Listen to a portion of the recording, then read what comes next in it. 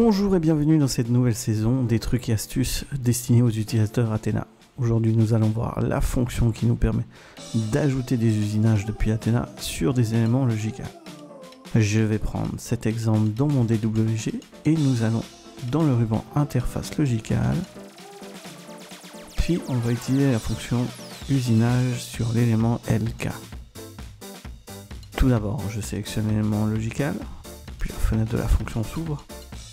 On aperçoit que l'élément est représenté à gauche et nous avons une liste ici avec tous les profils utilisés sur cet élément.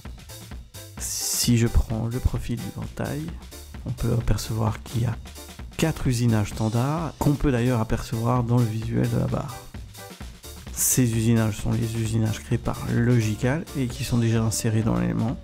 On aperçoit aussi qu'il y a 0 usinage interne qui correspond aux usinages mis manuellement de Logical. Et il y a 0 usinage CAD qui correspond aux usinages mis manuellement dans Athena. Tout d'abord, je sélectionne le type de profil qui m'intéresse. Puis, avec les flèches, je sélectionne la barre qui m'intéresse d'ajouter les futurs usinages. Et nous avons 2 boutons. Barre individuelle, il me transforme la barre que j'avais sélectionnée en 3D.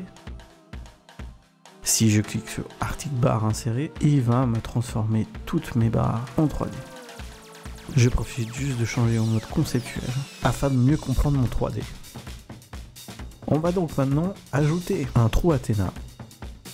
Je vais ouvrir la fonction usinage dans le ruban Athena et la partie pièce normalisée. Je vais tout d'abord changer mon insertion en prenant directement un 3D et changer les valeurs dimensionnelles. Comme d'habitude, j'ajoute un nom d'article et voilà, il ne me reste plus qu'à l'insérer dans mon dessin. Je profite pour le positionner déjà sur la bonne face avec la fonction rotation 3D d'AutoCAD.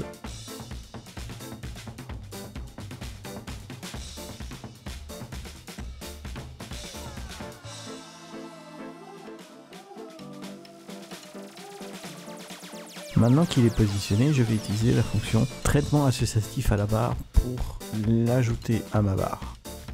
Je sélectionne d'abord la barre, puis le trou. Je profite pour le renommer. Et voilà. Maintenant que mon trou a été ajouté, je vais utiliser la fonction appliquer disposition et modifier l'agencement de ce trou. Je retrouve mon trou de fixation. Je peux le déplacer sur ces différents axes ou lui donner une rotation. Et je vais maintenant ajouter une consigne, la fonction distance plus petit ou égal à la distance de consigne. Je rajoute un maximum de 250 mm et des distances départ et fin de 150. Et je valide. On voit que j'ai pu créer un réseau d'usinage sur ma barre. Et maintenant, je vais utiliser reporter l'agencement des barres pour reporter mes trous de fixation sur toutes les autres. Et voilà. Je vais profiter pour créer un autre type de trou, toujours avec les mêmes procédures, mais cette fois, un trou bleu. Je change les valeurs dimensionnelles.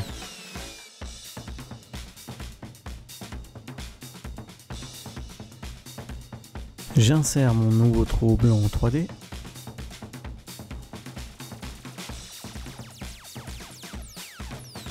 J'utilise de nouveau la fonction traitement associatif à la barre. Et je vais nommer mon futur réseau afin de facilement le discerner parmi les autres qui pourraient y trouver. Je retourne dans la fonction appliquer disposition, sélectionne ma barre. Et je sélectionne mon groupe de construction avec mes trous blancs. Je le déplace sur ces différents axes et lui donne une consigne pour le répéter.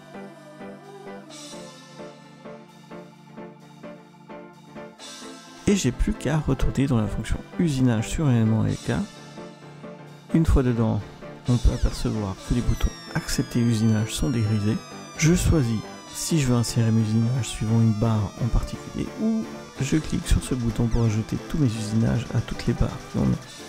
On peut apercevoir que j'ai maintenant 4 usinages CAD insérés sur ces barres Il ne me reste plus qu'à cliquer sur usinage selon Logical, si je n'ai pas d'autres usinages à mettre à ajouter, et il les transfère à Logical.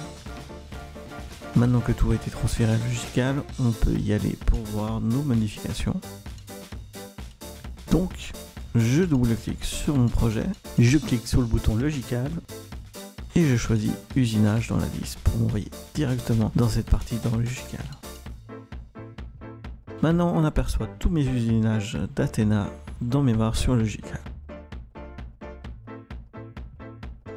Là, il ne me reste plus qu'à sauvegarder ma configuration Logical et je suis renvoyé directement dans Athena. Voilà, c'est tout pour aujourd'hui et je vous dis à très bientôt.